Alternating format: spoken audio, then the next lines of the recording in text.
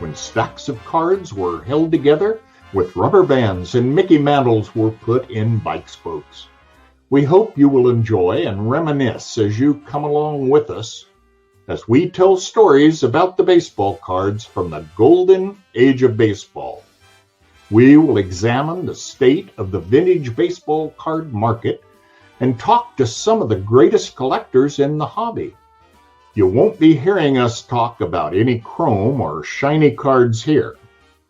Now, to take you on this retrospective journey, here's your host, direct from the shallow end of the gene pool, my son, Mike Moynihan.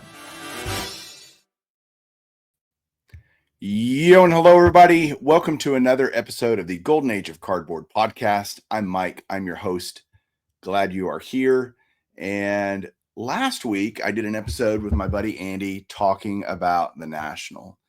And it got me thinking about, man, when I go to the National, right, you're going to have a certain amount of money you want to spend. And for me, and probably most of you collectors out there, you're going to have a list of cards that you would love to pick up.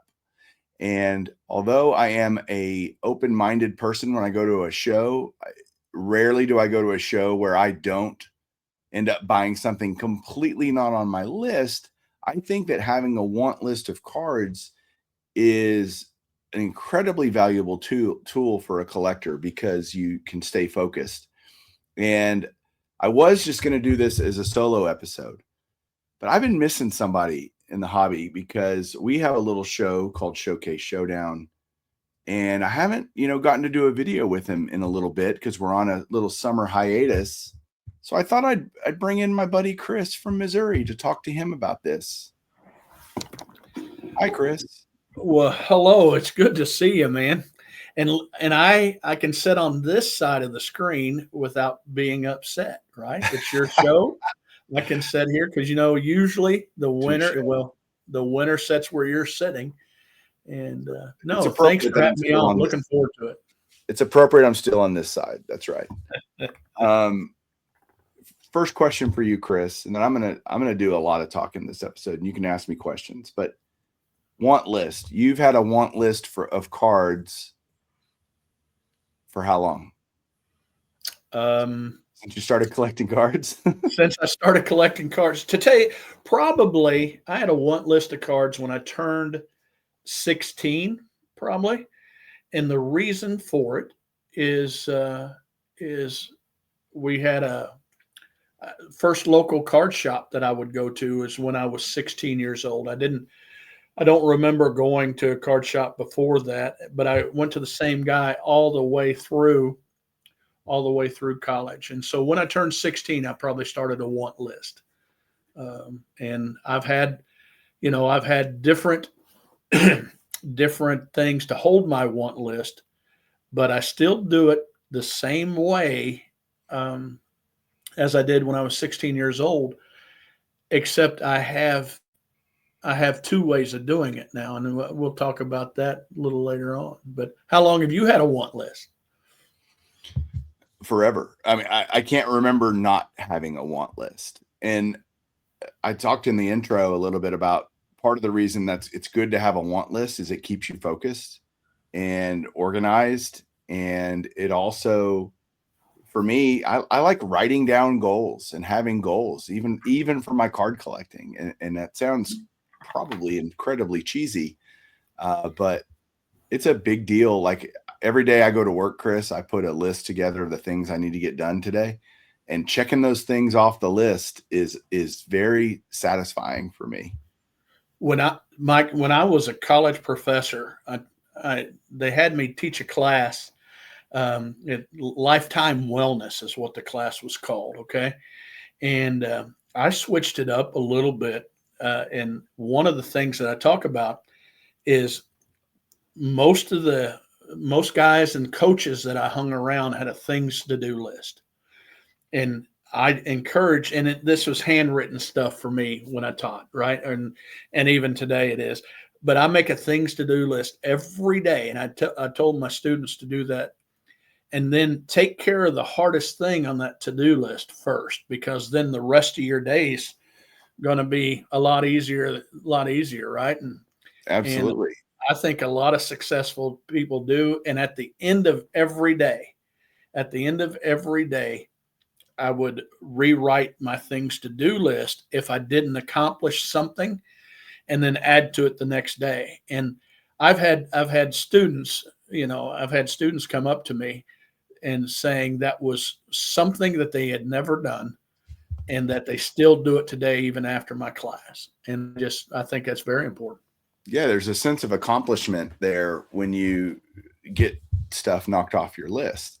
And what's great about the way I do my card list now is, as a new Hall of Famer, for example, gets inducted, I go in and I add in all the cards that I want to now go get of that particular player. And so my want list ebbs and flows throughout the year as different things, or I start a new project. I started collecting 54 Red Hearts, 63 Fleers, doing those runs. And so when I decided to do that, those cards that I needed were added to my list. And what it does is I finally, Chris, I used to keep everything on a separate list. I used to keep all of these different projects that I had going from a collecting standpoint on different lists. And it was confusing. And I would forget sometime to take to a show or something like that. And I would get frustrated, like, oh, I don't know which ones I need. And so I would either dupe up and buy a card a second time, or, oh, I think I have that one. So I wouldn't buy it. And I'd get home like, crud, I still need that one, And so what I did a couple of years ago, technology, which I know is not your friend. I understand that, Chris. But for me, when I converted and took the time to create what I call Mike's ultimate want list of cards, I consolidated, or I shouldn't even, I guess consolidated is the right word. I pulled everything in from all the different projects and put them on a single list. And I was going to share with you how I do that and share with everybody. So if you're listening to this on podcast, you may want to go watch the YouTube version or the Spotify video version, whatever they have. And I'm definitely going to need my readers for this, but can I share my list with you and let you look at it? The way you describe stuff, they don't need to. I mean, they need to go on YouTube and see our smiling faces and stuff like that. But if they're not the way you describe stuff, they'll get it. They'll understand. I hope so. Let's see. I'm going to make this. They don't need to see us while we talk through my list, but so I'll start at the very top. I'll take that back. I'm going to start at the very bottom. So my current want list, I do it on Google Sheets, and I do that because it's accessible on my phone when I'm at a show.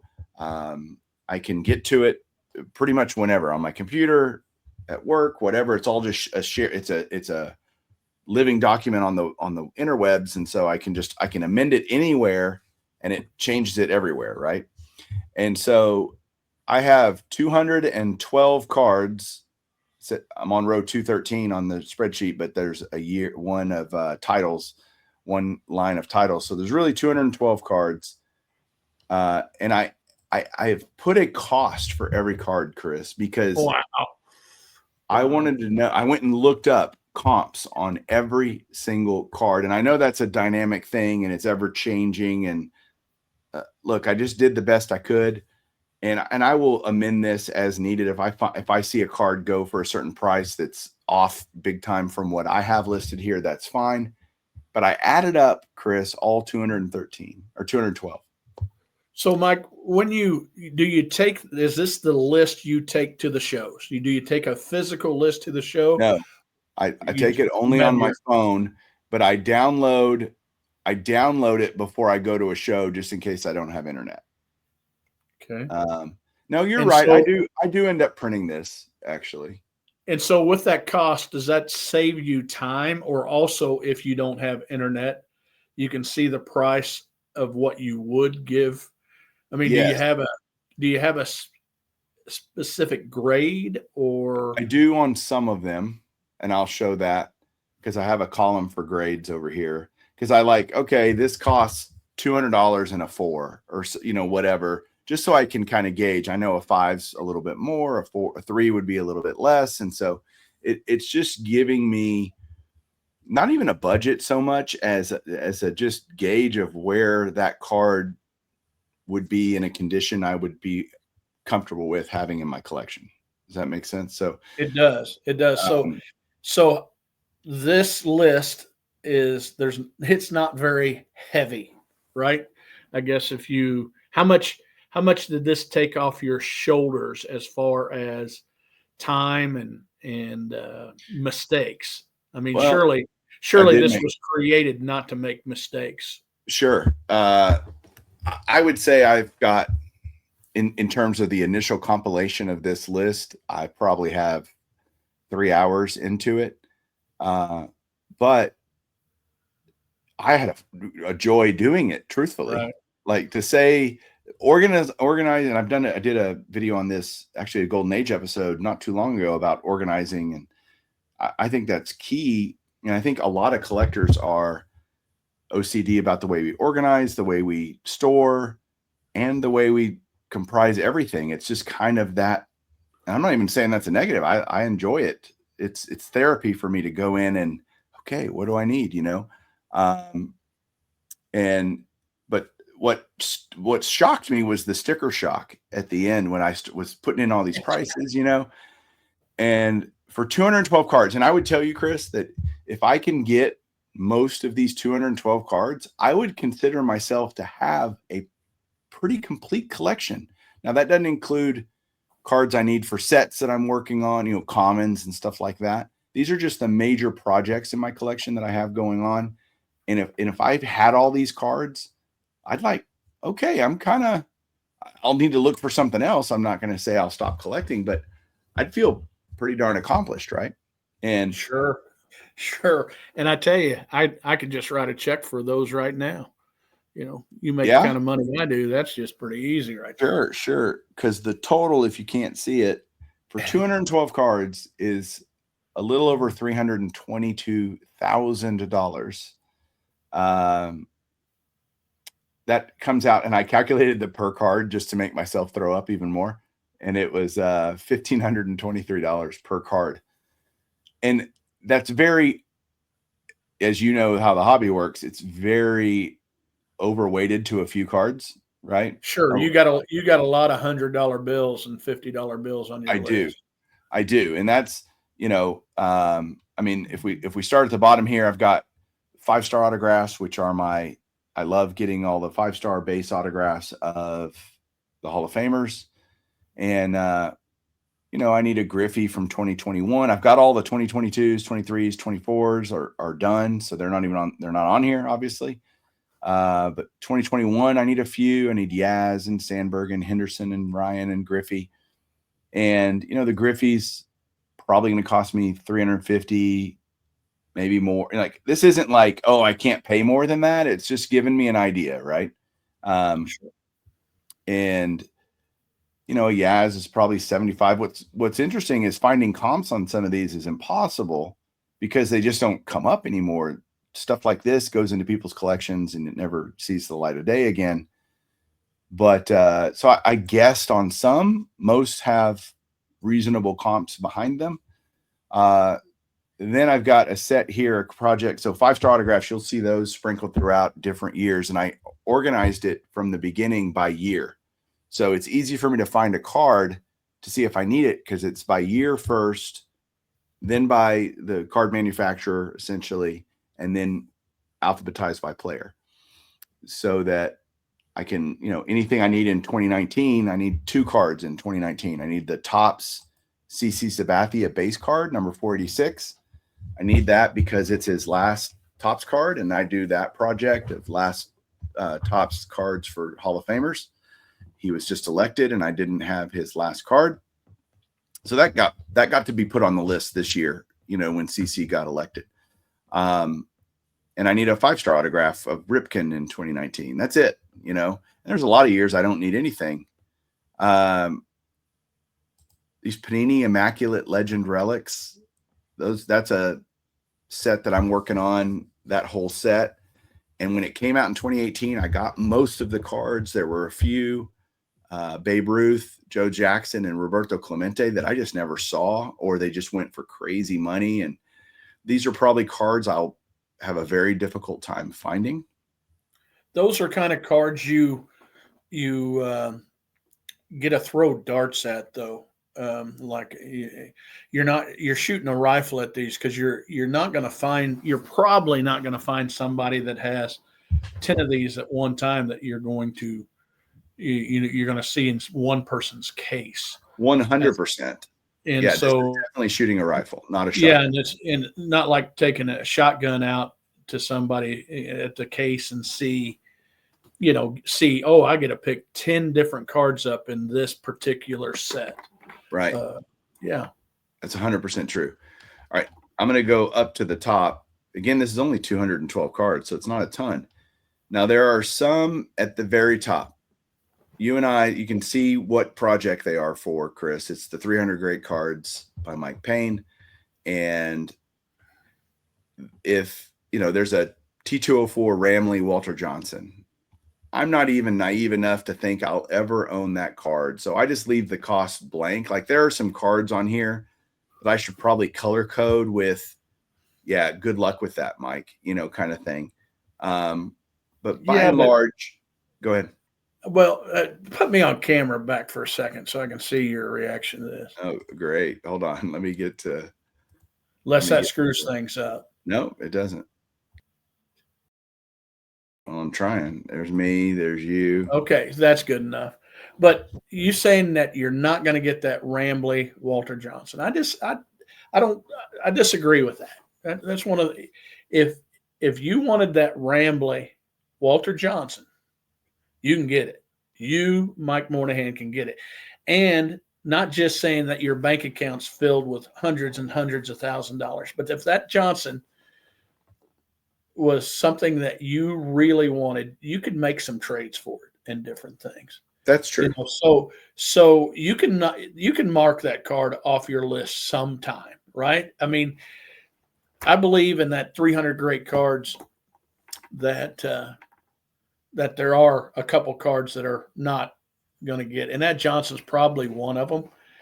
But as we keep going as collectors, that might be something, if it becomes that important to you. But no, I like that idea of highlighting the ones that you might be out of your reach. Not to break up what you're talking about, because I want to get back to that, but we're doing Showcase Showdown.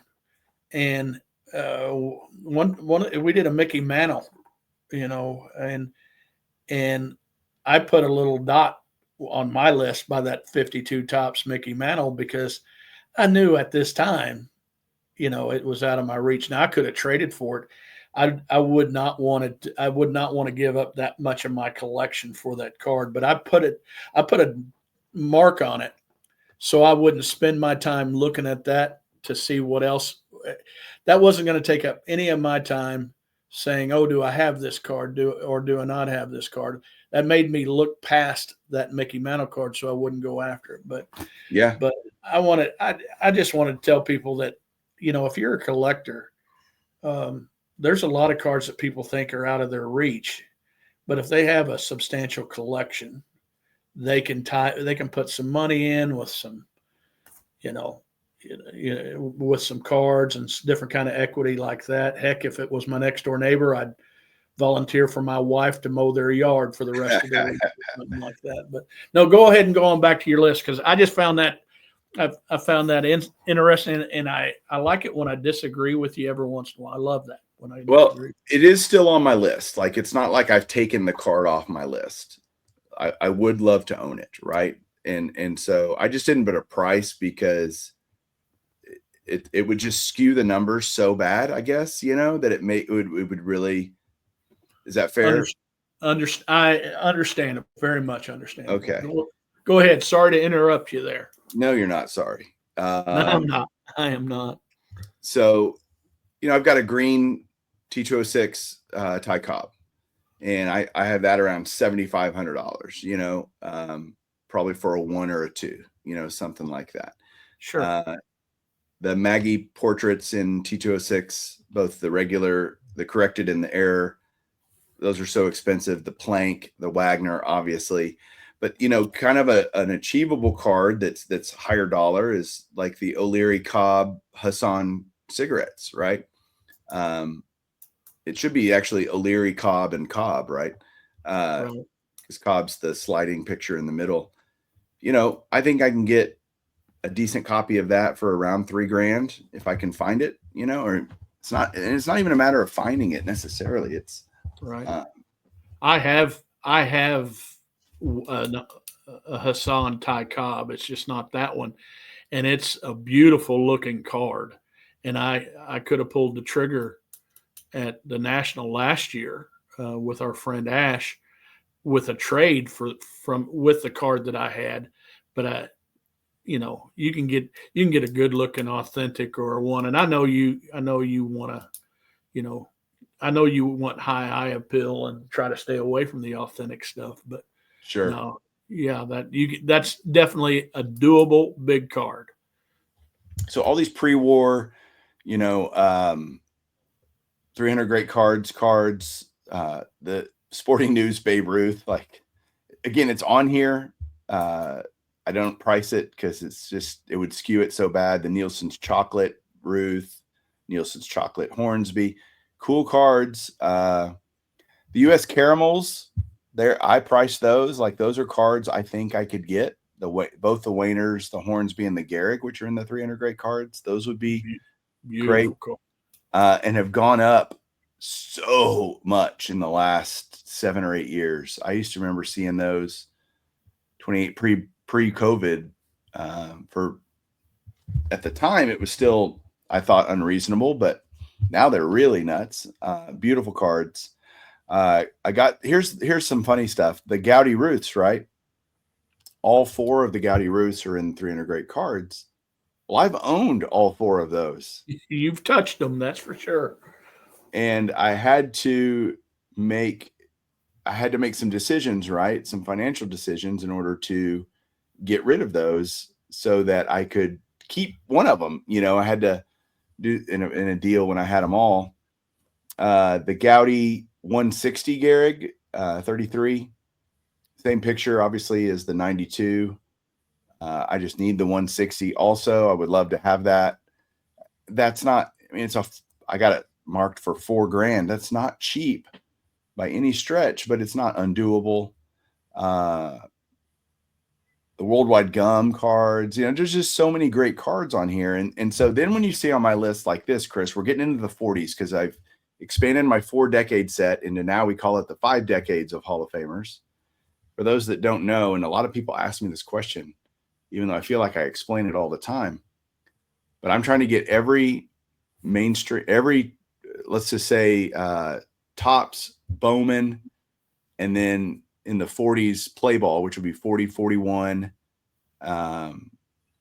play balls for each of those 5 decades, 40s through the 80s. So it's a huge project, Chris, and you followed me. Oh, sure. Watch me do all that.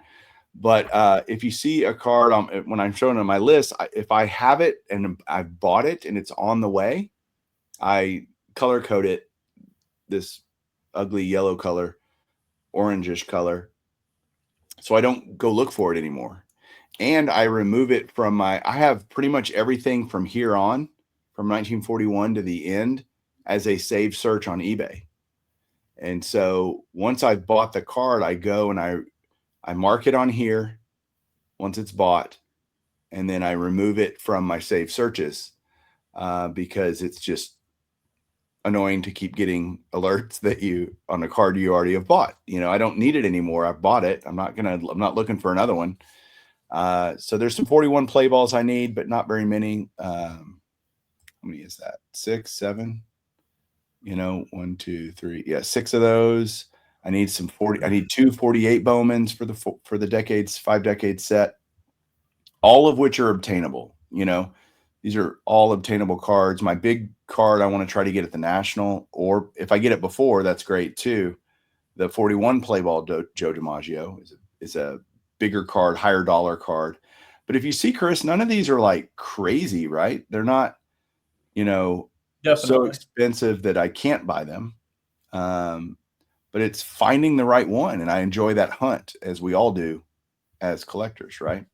So I know you send cards in to get graded because I saw an episode that you were upset with the snail pace of getting them back. You weren't that upset, but Right. so if you do you ever go to a show and pick up a raw card or and say once you do if you do pick up a raw card and send it off, do you mark those somehow that some way that you know They would be marked. I don't have them in my hands just yet, Yeah. but I'm going to go to this card show next weekend, and I don't want to pick up this card. Do you do that anywhere? 100%.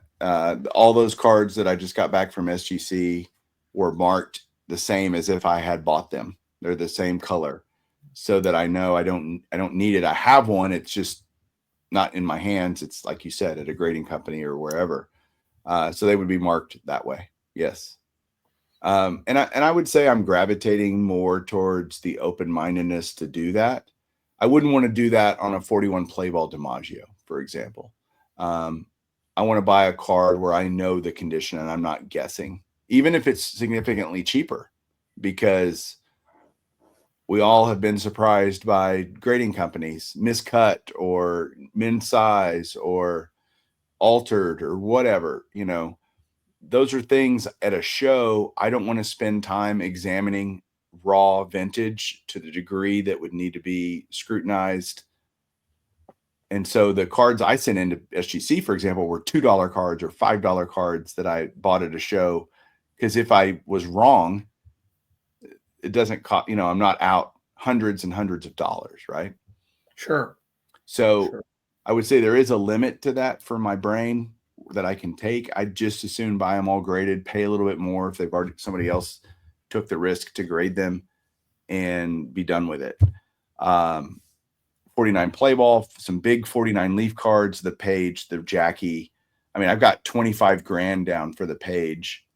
Well, I can tell you, you're pretty spot on there. Right.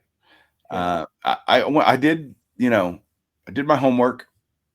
The Jackie card is one that a couple years ago would have a much higher price on it for the grade that I want. And they've come down. So that's good for the old lifetime budget, I guess. And again, some of these, I hope to pick off a lot of these $100 to $200 to $300 cards at like going to the national and just being able to find a lot of these in one spot, maybe not at one dealer, right? But in the show, I'm going to be able to see examples of a lot of these cards on people's showcases, and hopefully can knock some of these out. Man, on the 50s, I am cruising along with that. But what I want to show on this page is now you get a card like the 52 Topps Mantle, Maze, 52 Topps or the Mantle. Both are true. They fit multiple projects that I'm working on. 300 great cards, for example, on the Maze, and it's in the 4 decade, or I still call it 4 there, but 5 decades of Hall of Famers. I need to go change all those. And your Mantle Run. And Mantle Run, and all, yeah, for sure. Maze Run, right, for that. Jackie, Campanella. The Mantle, I have 50 grand. I mean, that's a big chunk of that entire total at the bottom. I could probably take out the top 10 cards out of the 212, and I would erase 100. I'd erase half of the money that I would need to obtain those. Sure. Right. Hypothetical for you. You got Mantle right there, and let's say you go to a card show or you call ahead and talk to a dealer. Have you ever traded a card and have to put that card back on your list? No. Okay. I've never done that. And would you, now that, you have some big cards on here that potentially are going after, would you ever do that? Or you just wait? Because You personally, I I was at your house to see the Beast, right? Yep. And you had a box. You had a box of autograph cards, multiple autograph cards, right? And but that's what that's what you would be willing to trade. So you would not have to put those back on your list because they're not on your list anymore. They weren't ever on my list, They were truthfully. never on your They're just list. kind of extras in my collection, right? But I'd Okay. have to, I'd have to back a truck up with those kind of cards to get the mail. Mhm. And Okay. most dealers wouldn't want to. Here, I'll trade you 1,000 for one, cards or whatever. Sure. Sure. And the reason I wouldn't do that, Chris, is I've always looked at my collection as a process over time, as a cumulative thing, not a piece together, take pieces, add pieces, take away pieces. Because even when I sold those Ruth cards for that collection, it killed me because I'm like, I'm going to want these someday. And so I'm trading them. I have them now. I can't afford to keep them based on the math of the deal that was going on at the time. But I'm like, it's killing me going, oh, I'm selling these cards and I'm just going to end up buying them again a few years down the road or whatever. But in the cumulative part of my thinking, it's always been, and I get the people that, I mean, if I had doubles of anything, sure, you bet I'm willing to get rid of that stuff all day long. But I try not to have those in my collection. And therefore I just think, well, this is a marathon anyway. I've always thought of collecting as a marathon. You have to, so many people do and should. And so I don't have to have it all today. In fact, if I had it all today, I'd just be looking for something else to go after, so I would rather it's okay that it takes a long time. It's taken me a long time to get here in my collecting life, and it's evolved, and the things that I've wanted has changed over time. It used to be a 4-decade set. It's now a 5-decade set. And, because I just started getting more 40s cards and I loved them. And I'm like, well, let's go let's just get them all, and that's the way I think. That doesn't mean that's how you have to think, or anyone out there listening or watching.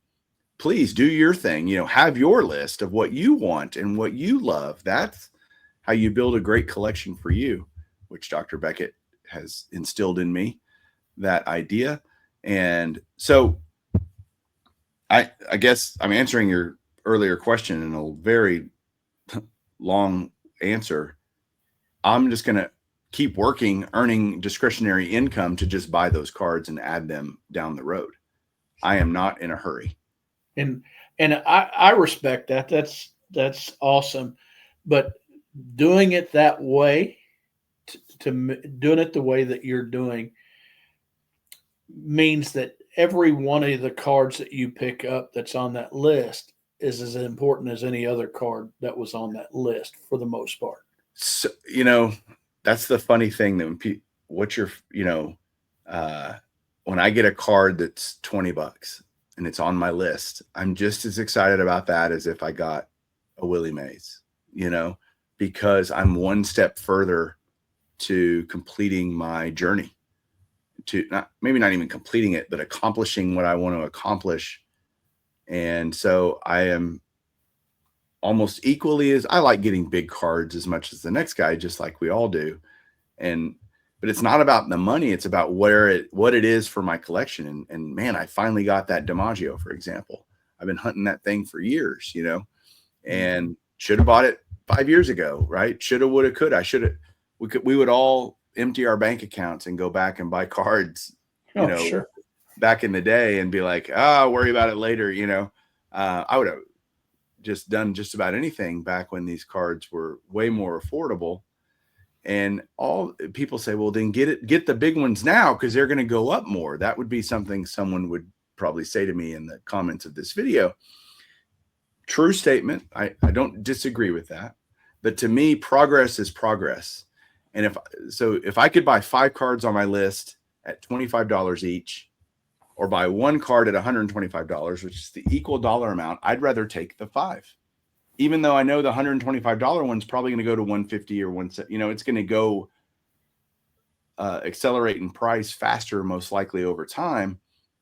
The sense of accomplishment to me matters more.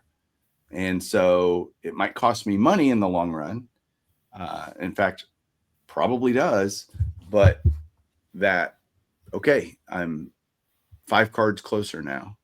And so, yeah, it does. You're right. I do get as much excitement out of the small ones. And and that you and I might differ there. And my example is this, but my excitement changes at different times. For instance, recently, it's hard for me to give up.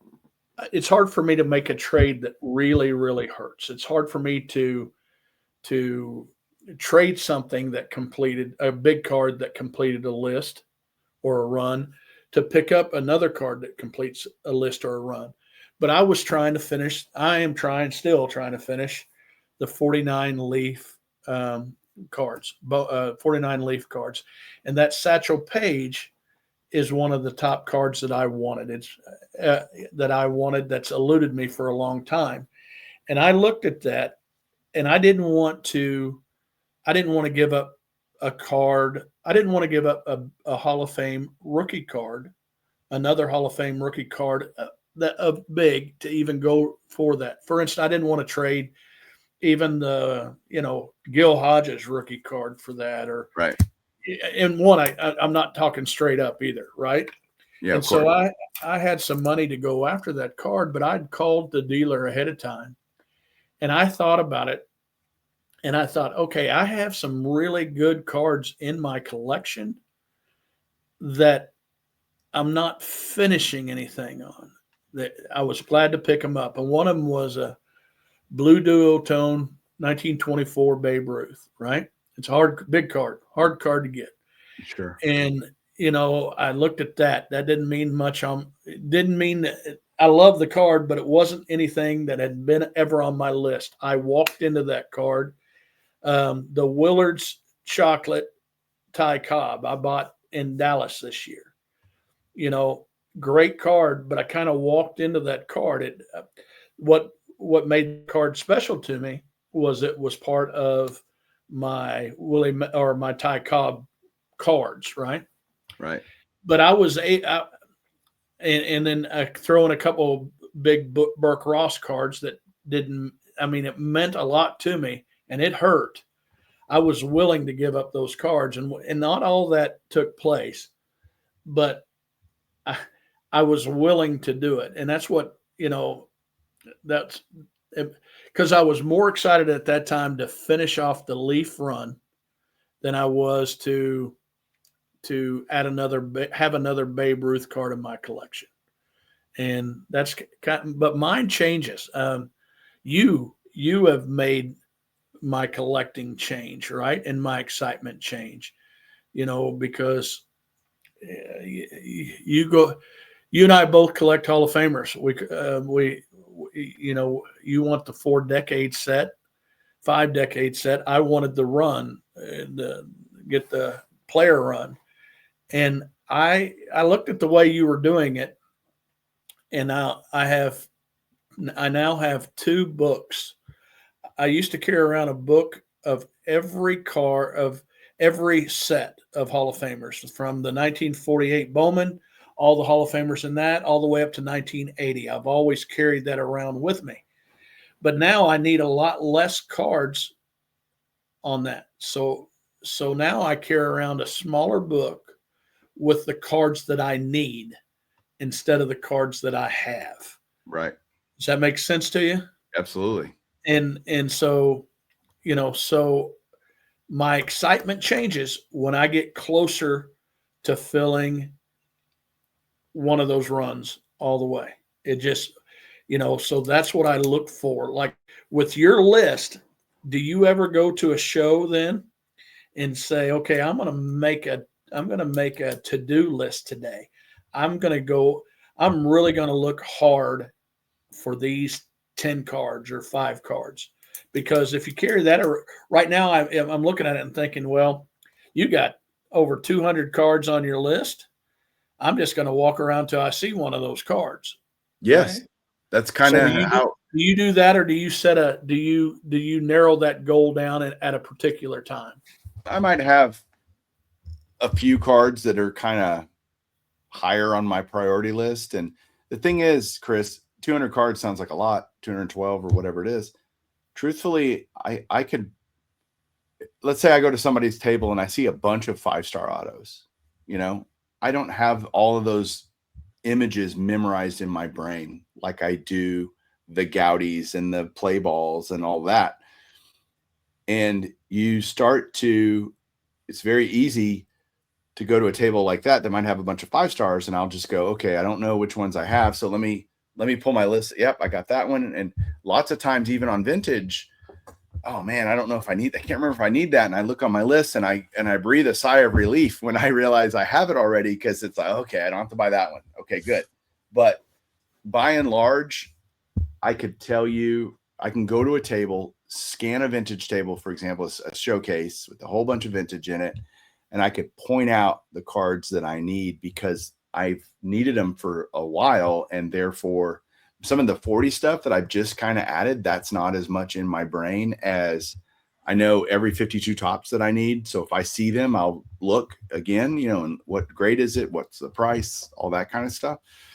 I've got it all locked in a really weird, and I don't know if anybody else can understand, but I know what a 41 play ball DiMaggio looks like. If I see it on a table, I'll know it, and I'm scanning maybe for a few of those cards that I'm looking for. Like when I go to the National, my first pass will be primarily, my brain will tune in to and kind of tune in the frequency of a 41 play ball DiMaggio. And I will be looking for that card, scanning as quick as I can. And I might see other thing. Oh, I need that too. Hang on. Let me not move on yet. But that first pass, when that's kind of the big card I'm going after, I want to see as many as I can in as short a time as possible. So my brain gets kind of locked into that image in my head and I'm looking for it. Does that make any sense at all? It sure does. I mean, we know what the 1952 cards look like. So if I walk by and see that picture of it could be any 1952 card, I'm thinking I'm gonna look at that, or at least back in the day, I'm gonna stop there because I got this 52 on my list, this one on my list. Maybe, I might have just seen a Billy Herman 52, but I'm going to see if they got, whatever, Red Shannons or something that I need that's on my list. No, I got it. So I'll go back to this quick and kind of run through this just for the sake of time. I've got a Sheendienst 50 Bowman on the way. I bought that finally. And what's great is when I have my cost over here and I see the grade, like a 5 is around $100. And if I bought it for cheaper than that, I kind of have an internal happy joy moment, or whatever. Sure. And like, okay, good. 52 tops I need the most of. And they're all high numbers: Mays, Mantle, Robinson, Campanella, Reese, which I know you got recently, Wilhelm, Herman, Dick Williams, Bill Dickey, right? So those are all cards I'm going to be looking for. Matthews is a big card, right? Then I got some of the Red Hearts that I added in recently when I decided to go after that Hall of Fame run. Bunch of Dick Perez stuff. So one of my huge projects is everything that Dick Perez ever put on a baseball card or postcard that's a Hall of Famer, which is almost everything. I want to find it signed. And it's a massive project also. And I've done some cool stuff with it over the years, but Donruss used to put out the puzzle cards. They'd have the puzzle every year, and they'd actually have a card that would be in the set that would be what the puzzle looks like if you put it together. And each of those puzzle cards, if I can find those signed, because those were painted by Dick Perez too. The puzzles were painted by Dick Perez, the art on the puzzle. And if I can find those cards signed, I want them. There's a Mantle in '83 Donruss from the Hall of Fame Heroes set that he did for that. There's a Leaf Kansas City team from 1987, which looks like the Hall of Fame hero set, and it's a very obscure deal. And I've got several of them signed, but I need a bunch more. The Celebration postcard set is a great set. I need one of those. I need Jocko Conlon, whose autograph generally costs $20. On a Celebration postcard, it's I put $300. I think I'd be doing cartwheels if I found one for $300, because I think I probably undersold that a little bit. And then some of these Perez Steels are crazy expensive, just the regular base Hall of Fame postcards, because a lot of these guys died shortly after they came out. The Campy's expensive. Walter Alston, whose autograph is not expensive normally, but there are so few Hall of Fame postcards, and there's a lot of people that collect them. It's a $3,000 autograph.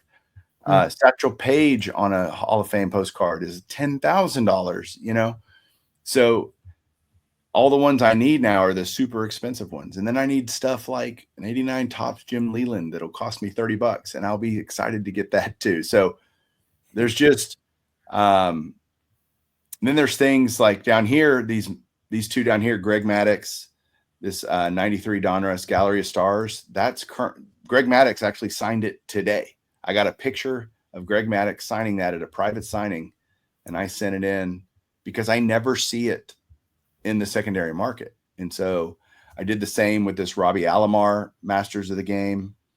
I said maybe Masters of the Game earlier. I meant Gallery of Stars. I said Gallery of Stars, I think. But so it's kind of like it looks a lot like a Diamond King, but it's a different subset done by Dick Perez. And so the Greg Maddux, I just can't find it. Kirby Puckett stuff. Oh my gosh, forget about it. He died so young, and same with guys like Tony Gwynn. And so those are like, hen's teeth finding those. And then there's guys like Cal Ripken that I could get it signed at, at the National or something like that, but I have a hard time stomaching paying the fee that these guys charge to sign this stuff. So I'm just patient and hopefully going to find it on the secondary market. Then you've got things like a 93 Finest Nolan Ryan. That's from my Nolan Ryan basic set. All those can be found pretty cheap. And so I'm just, there's times, I guess, in my collecting, and I'll stop sharing this. That's enough on the list, but you get the gist of the list. But there's times in my collecting kind of, I would say that my journey, there's times when I'll go through and I'm going to go just look for some cheapies. I'm going to go look for some Nolan Ryans. They're always available. It's, do I want to pay it? It's, do I want to pay $30 for a 92 Donruss, or something? And sometimes the answer is yes, I feel like it. And sometimes no. And then there's times I'm like, okay, I'm going after a big card this month or something. But if I like that, being able to zig and zag, because if I said, well, the mantle 52 mantle is going to be the card I buy next. Well, I'm going to have to wait a long, long, long time to buy it, because I'll have to save up the money to do that. Right. And, or sell other cards that, there's different ways to skin the cat, but for me and the way I collect, it would be saving up the money to do that. And so I'd rather scratch the itch in the interim and go, well, I'll just buy all these $100 cards or $200 cards, because I'm still making progress, and it just delays the inevitable of buying the mantle, and probably costs me money to do that, to wait that long. But that's just, I wish I had y'all are getting deep into the mind of Mike tonight on this episode. So, well, that you got enough cards there that are generic enough that can keep your attention at a card show and make that fun as you pursue some of the 20, 50, 75 to $500 cards, right? I mean, there's enough things that, hey, you can be busy all day long. You can be until your wallet gets empty. Right. You can be busy at a card show all day long. For sure. That's the beauty of having a list like that. That's flexible. Well, guys, that's what I wanted to talk about. Chris, thanks for hearing me drone on about that. But thank you for asking me some great questions and having a good dialogue about it and listening to Hey, me. let me ask you one more question for you Sure. in this thing, Sure. because you are seasoned when it comes to being a vintage baseball card collector. There's a young kid out there hearing this driving down the road that just his radio wouldn't work, so he couldn't turn the channel, and he had to listen to us the whole time, right? Yeah. Yeah. Give that young vintage collector a little bit of an advice, because listen, he's not going to have 212 cards on his list. He's going to have 1,000 cards on his list. What's some good advice looking back at yourself when your list was so much longer than it is today? What would you suggest? God, And I mean, everybody needs to collect what they like. I say it all the time, right? sure. Sure. But we're talking about how you organize your list, cards you're going after, that kind of list. Well, the first thing I would tell him, and I want your answer, but I would tell him to have a to-do list, right? He's going to a show, make a to-do list and make it attainable. What would your advice back to yourself years ago? What would you do to start out with now? Well, my list used to be 1,500 cards or whatever it was, and it's 212 now, and it's one card at a time, and sometimes those are more expensive, bigger cards. Sometimes they're a bunch of small cards. And again, if you have this list, they're not all going to be priced the same. And so just collect within your means, right? If you want a bigger card and you need to save up for that, and that's important to you, do that. But I do like to stay, I'll use the word active. And so that activity for me is, there's times budget wise, I just went to the National, or let's say, or to Strongsville. I came back buying a bunch of little stuff because I still wanted to scratch the itch. I wanted to stay active. I didn't want to say, well, I'm not buying a card for 3 months till the National. And there are people that do that and need to do that, and that's fine. I have an obsession, right? Obviously, I enjoy doing it and I enjoy making progress. And so collect within your means is what I would tell him. And don't feel like you have to always go after big cards. It's perfect. Not one always bite at a time. One bite at a Yeah. time. That's how you eat an elephant. And my collecting journey was an elephant and is still an elephant, truthfully. And I'm just eating it one bite at a time. So, yeah, great. Thanks, Chris, for just here listening to me. Thanks to you guys for listening to me. If you have any questions about how I collect or criticism, suggestions, bring it all to the comment section. Happy to hear your thoughts and welcome those. Tell me if I'm crazy. People will, that's fine. But I do it the way that makes sense to me. Chris does it the way that makes sense to him. And we can absolutely learn from each other. And I love watching how people organize and make their list and think through how they collect, because most people aren't that transparent about the way they do that. Honestly, I wish people were more open about that, Chris, because either they think they have some secret sauce that no one else has thought of, or what, I don't know why, or they don't want to sound silly in whatever way someone might think they sound silly. You're in a safe place here. We're all collectors and we all get it. Again, Chris may not do it the way I do it or even agree with the way I do it, but he understands why I think that way. Right, Chris? Exactly. I'm going to say one more thing. You bet. As a professor, not, if you can believe it or not, you still off of one person, that's plagiarism. You still off of 6 or 7 of us, that's research, baby. That's right. There you go. And there's enough of us on here that collect that you can take bits and pieces from everybody and make it your own. 100%. 100%. All right, guys. Well, thanks so much for watching. Thanks for listening out there. Appreciate you. And we'll catch you soon for another episode of Golden Age of Cardboard podcast. Keep collecting. See you, Chris. See you.